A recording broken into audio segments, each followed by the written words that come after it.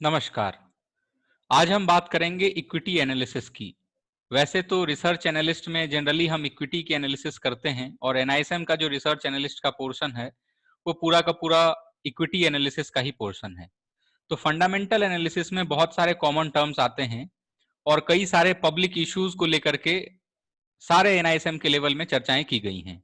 तो आज हम उन्हीं के बारे में बात करेंगे। सबसे पहले हमारे लिए ये जानना जरूरी है कि कोई भी व्यक्ति इक्विटी मार्केट में निवेश क्यों करता है।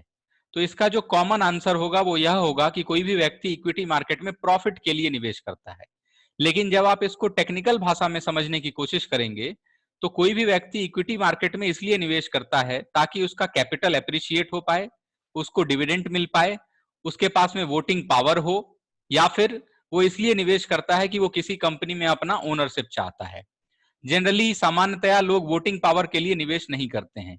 वैसे भी अगर कोई व्यक्ति 5-10 शेयर 1000 शेयर का वोटिंग पावर रखता है तो पावर तो लगभग सेम है, लेकिन फिर भी उसकी वैल्यू जो है वो कहीं ना कहीं कम होती है कंपेरेटिव दूसरे जो लोग हैं जिन्होंने बड़े स्तर पे निवेश करके रखा हुआ है।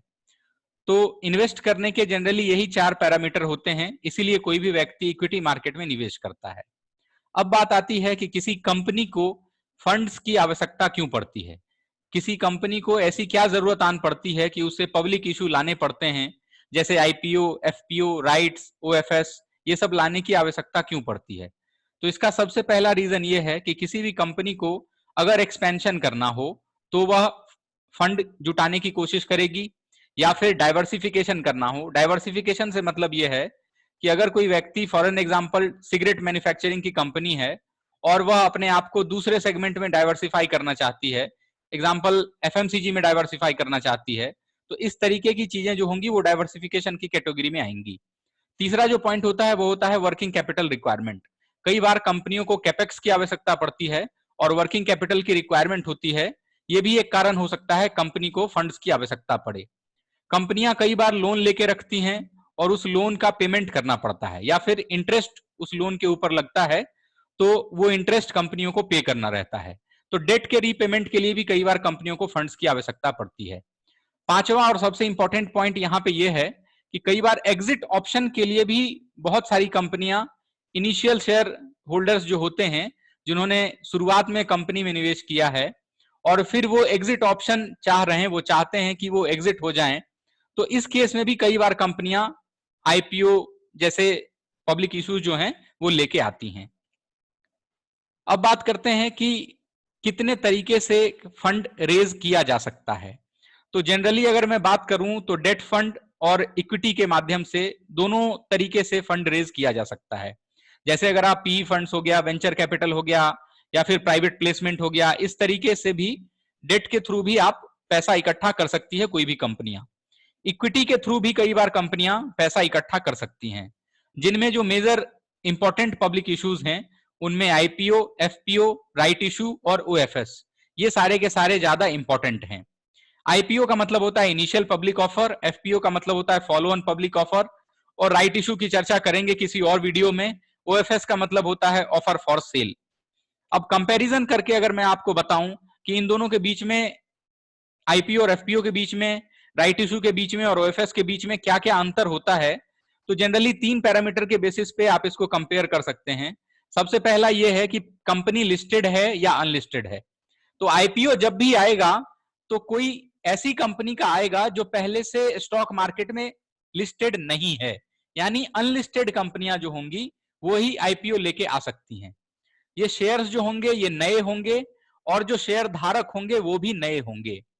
एफपीओ जो है फॉलो ऑन पब्लिक ऑफर, ये पुरानी कंपनी लेके आती है। जैसे अगर किसी कंपनी ने पहली बार अपना आईपीओ ले आया, अब उसको दोबारा फंड इकट्ठा करने की जरूरत है, उसको दोबारा पैसे की जरूरत है, तो वो कंपनी पहले से स्टॉक मार्केट में लिस्टेड है, तो जिस तरीके से वो पैसा इकट्ठा करेगी उसको हम फॉलो ऑन पब्लिक ऑफर कहते हैं। शेयर्स जो हैं ये न्यू इशू किए जाएंगे इसमें भी, और इसमें जो शेयर होल्डर्स हैं वो नए भी हो सकते हैं और पुराने भी हो सकते हैं। राइट इशू की बात करूं तो राइट इशू भी कोई भी कंपनी जो पहले से लिस्टेड है वो ही लेके आ सकती है, कोई भी नई कंपनी राइट इशू लेके नहीं आती है। शेयर्स जो है वो नए इशू किए जाएंगे इस केस में भी, और जो शेयर होल्डर होंगे वो पुराने शेयर होल्डर जो ऑलरेडी कंपनी में हैं निवेश किए हुए, उसी तरीके के शेयर होल्डर्स राइट इशू में पार्टिसिपेट कर सकते हैं। ओएफएस की अगर बात करूं तो ऑफर फॉर सेल जो है वो नई कंपनी जो मार्केट में लिस्टेड नहीं है वो भी लेके आ सकती है, और जो पुरानी कंपनी है वो भी लेके आ सकती है। तो ओएफएस जो है ये काफी इंपॉर्टेंट पॉइंट है। इसको ऐसे समझना है कि जैसे आप मान लीजिए कोई कंपनी है, रिसेंट एग्जांपल आप आईआरसीटीसी का ले सकते हैं, उसमें गवर्नमेंट अपने स्टेक्स बेचना चाह रही थी तो वो एग्जिट ऑप्शन तलाश रही थी। तो हो सकता है कि गवर्नमेंट ने जिस तरीके से एग्जिट ऑप्शन किया वो ओएफएस के जरिए एग्जिट ऑप्शन कर सकती है। कई बार आप अगर देखेंगे तो पीएसयू की कंपनियों में ओएफएस के जरिए स्टेक सेल होते हैं। तो पीएसयू की कंपनियां जो ऑलरेडी लिस्टेड हैं वो भी कहीं ना कहीं ओल्ड ही कंपनियां होती हैं जो पहले से मार्केट में लिस्टेड हैं, तो वो ओएफएस लेके आती हैं। अब शेयर्स जो हैं वो क्या होंगे, पुराने शेयर्स होंगे जो कि इशू किए जाएंगे, यानी पुराने जो शेयर्स हैं वो ही इशू होंगे। शेयर होल्डर कौन होगा, तो शेयर होल्डर जो होगा वो नया कोई व्यक्ति होगा। तो बेसिक डिफरेंस जो है इन पैरामीटर्स के बेसिस पे आप आईपीओ, एफपीओ राइट्स और ओएफएस को डिफरेंशिएट कर सकते हैं। NISM investment adviser level 1, research analyst, mutual fund distribution, या फिर एनआईएसएम के कोई अदर भी सर्टिफिकेशंस की अगर आप तैयारी करना चाहते हैं तो आप हमसे ऑनलाइन ट्रेनिंग सेशंस ले सकते हैं, जिसमें आपको chapter wise short notes, practice sets और एक्स्ट्रा क्लासेस भी आपको प्रोवाइड की जाएंगी। अगर आप इन्वेस्टमेंट एडवाइजर लेवल 1 और लेवल 2 की प्रिपरेशन कर रहे हैं और इन्वेस्टमेंट एडवाइजर लेवल 1 लेवल 2 के लिए शॉर्ट नोट्स की तलाश कर रहे हैं, तो आप वीडियो के डिस्क्रिप्शन बॉक्स में जाएं और वीडियो के डिस्क्रिप्शन बॉक्स में आपको इन्वेस्टमेंट एडवाइजर लेवल 1 और लेवल 2 का डाउनलोड करने के लिए, शॉर्ट नोट्स की डाउनलोड करने के लिए लिंक आपको मिल जाएगी।